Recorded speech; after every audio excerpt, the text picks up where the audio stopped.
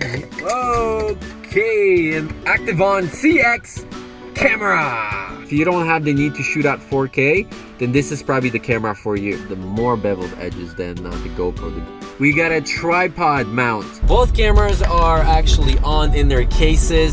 So we're not using an external microphone. You got your HDMI out right here, and then you've got your charging cable right there. Really cool feature. You can zoom in on this. Immediately, I find this interface ugly, but I like the icons and the simplicity of it. Built-in Wi-Fi, and just on this side alone here, you can see that this is a lot flimsy.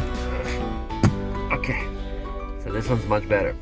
If the video quality is as good as this camera, then this will be the camera to get, at least as a backup.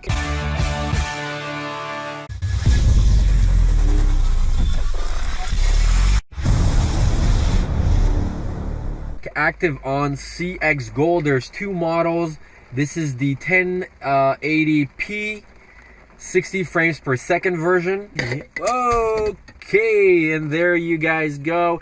As you know, on our unboxing reviews, we try to get things going right out of the box. So right out of the gate, you get your app guide. So there is an app for this. It's a wireless control using the ACTIVEON mobile application right here. Let's see what else is in the box. A USB cable. Now let's take a look. It's the same cable as the GoPro uses. I don't know, I think so.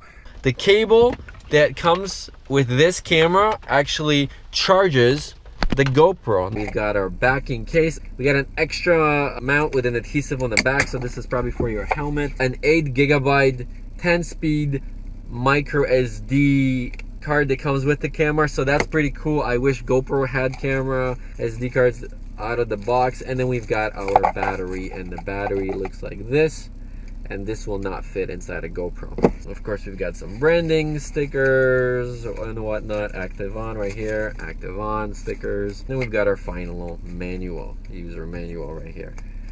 High precision f2.4 ultra wide angle lens, waterproof up to 60 meters, live view through smartphone, digital image stabilizer, ACTIVEON application, built-in 2-inch LCD touchscreen, full HD 1080p 60 frames per second recording, 60 megabyte CMOS sensor, so that's for your stills, I imagine, built-in Wi-Fi, and it's got the integrated micro HDMI output. So very similar features to the GoPro. We've got, we know that the mount may or may not work. This is not a GoPro mount. This is a mount from another 4K camera that we have, but this one actually works with GoPro mounts. So this technically should work if this is a GoPro friendly item. And you know what? It is. It worked. This camera mounting hardware and system works flawlessly with GoPro. So not only does the mounting system work, the cables are the same. Let's see what else we got in here. So I am really happy and psyched so far with this. Here is our camera, you guys. I really like the color. It's kind of beigey gold.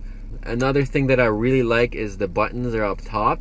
The mechanism that locks this, it's a lot better. GoPro mechanism that locks the camera. It's like, again, let's compare, right? So we've got this, and then we've got this. So just on this side alone here, you can see that this is a lot flimsy, and many of these have broken on me. Whereas this is nice. It locks around the button. It keeps everything nice and clean. And it's a lot longer here. The ridge is a lot longer, so it snaps a lot better. So I'm a lot happier with this, and it's easy. It's not hard. With GoPro, it's so hard, right? If you guys have GoPros and the water cases, you know how hard it is. Let's take the camera out. First impression, the look, a lot sleeker than the GoPro. This feels very modern, very Apple-like. The beveled edges, the more beveled edges than the GoPro. The GoPro's got like maybe 50% of this sort of rounded corner here. It's really nice. It feels really good and comfortable in the hand. The size-wise, I believe it's identical. It feels lighter than the GoPro for sure.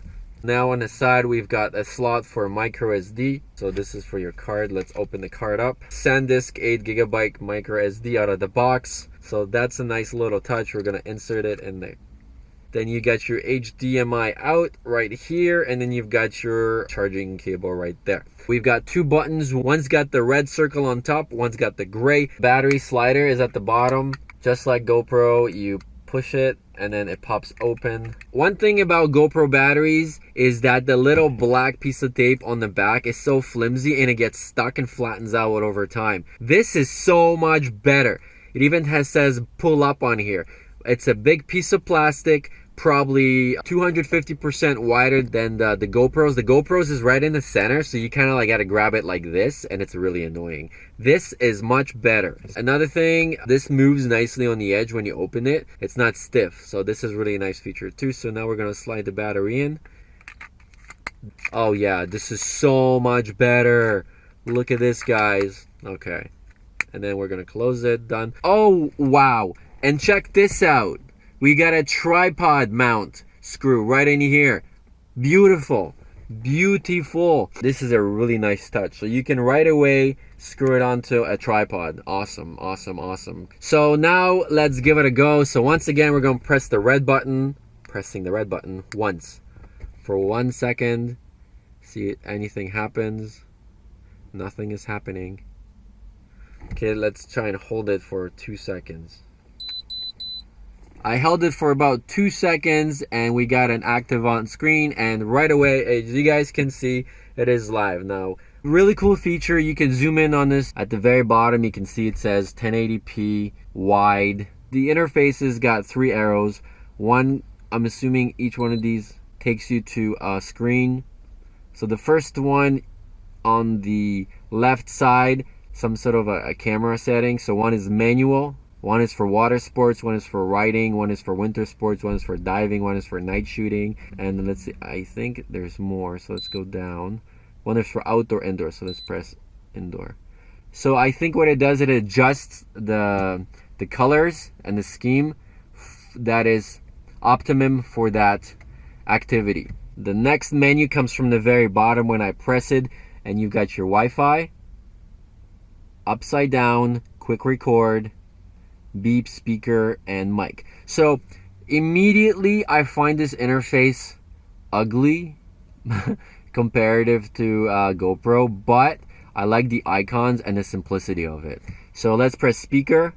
You can disable the speaker function and beep simply by pressing it once and then re-enabling it by pressing it again. So that's a really nice versus going through all the damn features inside a GoPro user interface on the Hero 4 at least. So we're not going to get into the entire interface of this camera. This is really an unboxing video with a little more details, but let me see what else I can have. Well, let's go to our next interface, which is the arrow coming in from the right. So we press it. It's a lot more slicker, the interface on the GoPro. I got to give them that. Here you just click, right? Really. You don't really need to slide, but on the GoPro is much nicer. So with video, switch to photo. You can do playback or you can go to setup. So let's go to setup. So video setup, general setup, connection, effect setup. Let's check out effect setup. So you got zoom, filter, AE meter, white balance, ISO, timestamp, upside down. Okay, so there you go. It's upside down. So I do not like the interface that this camera has.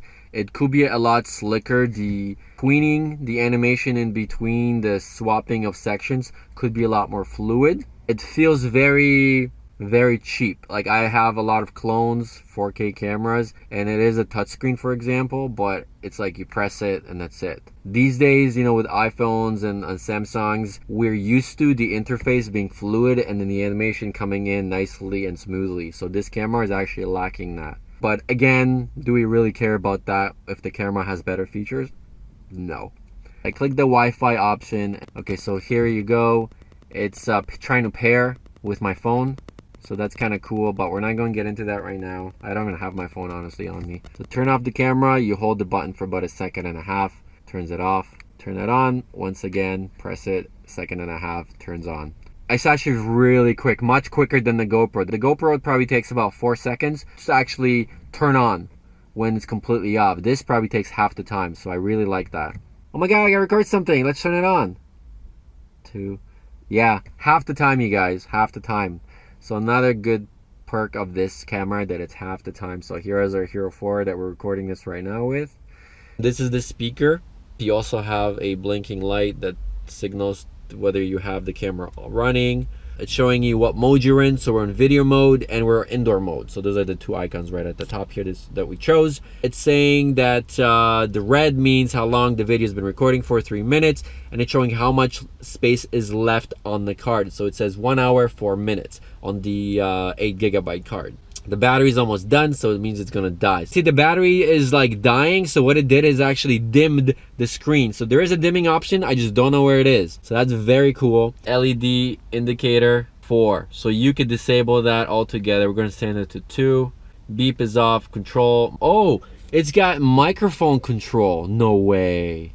Shut up. This is what the Hero 5 has. If this has microphone control, that is sick. Software info. So this is upgradable through obviously the cable, the USB cable.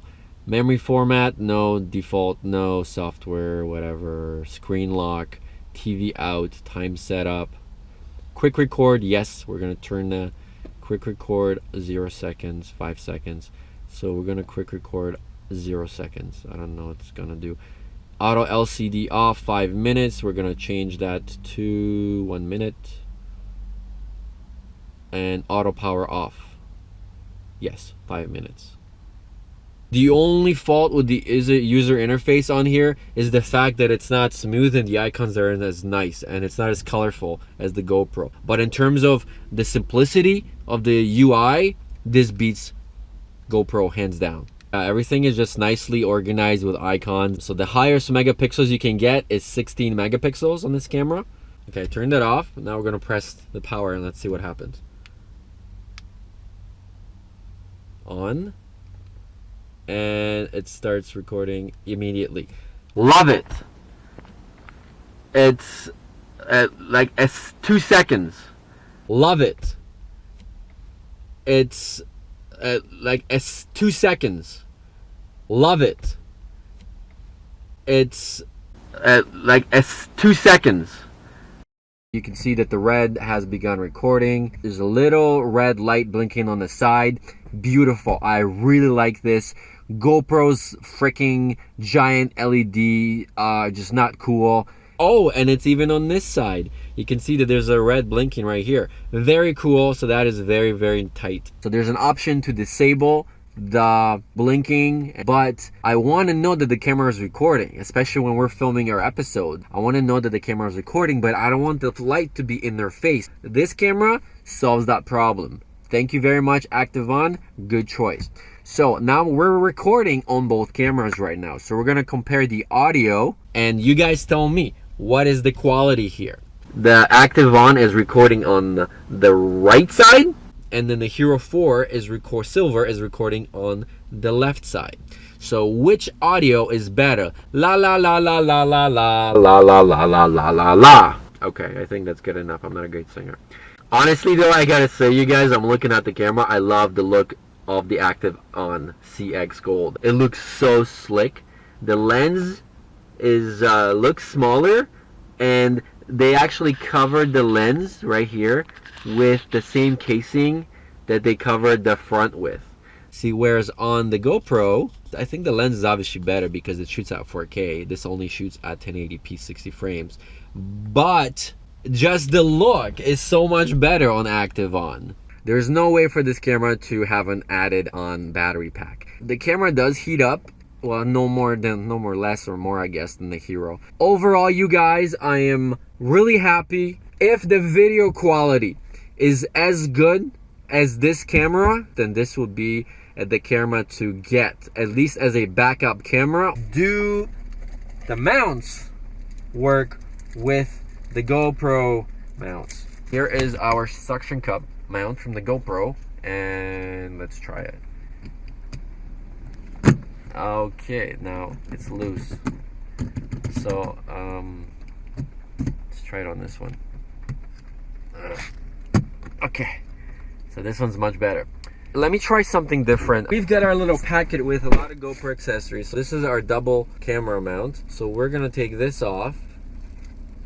Now let's put this right here. Okay, so it's pretty tight. Let's screw it in.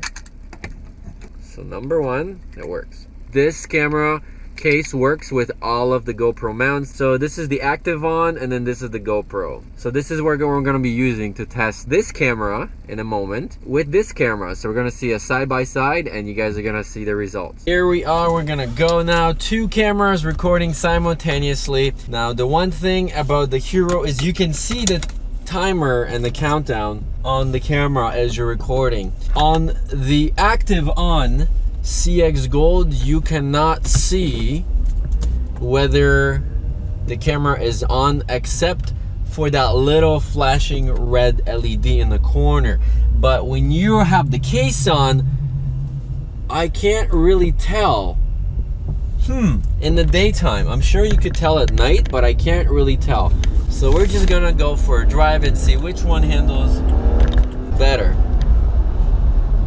Okay, so both cameras are actually on in their cases, so we're not using an external microphone. Both of them kind of have an ajar back opening right now because I needed it to be mounted together, right? I'm actually finding that the GoPro looks like it's shaking a little more on the mount because the ACTIVEON case, the actual mount piece that the mounts clip into, is maybe 2 millimeters lower for the screw to go in. So that gives you a nicer and a tighter grip between your mount and the case, and I'm thinking that's stabilizing it a little more as well when you're driving, so the camera won't shake as much. I'm actually a little annoyed that I can't, paranoid as well, that I can't see whether the camera is actually still recording on the ACTIVEON.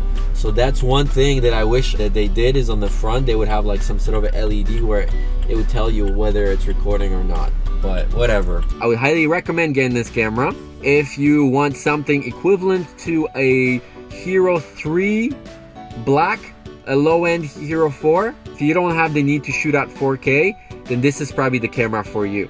So ACTIVEON CX Gold, they have a lower version, $50 less, which is just the CX, and the difference between that camera and this camera is that one is only 30 frames per second, whereas this one is 60 frames per second. Make sure you go check out all the other videos on the unboxing and go watch the episodes. So make sure you guys subscribe, like, share, and comment. I'm Marcin, and I'll talk to you guys soon.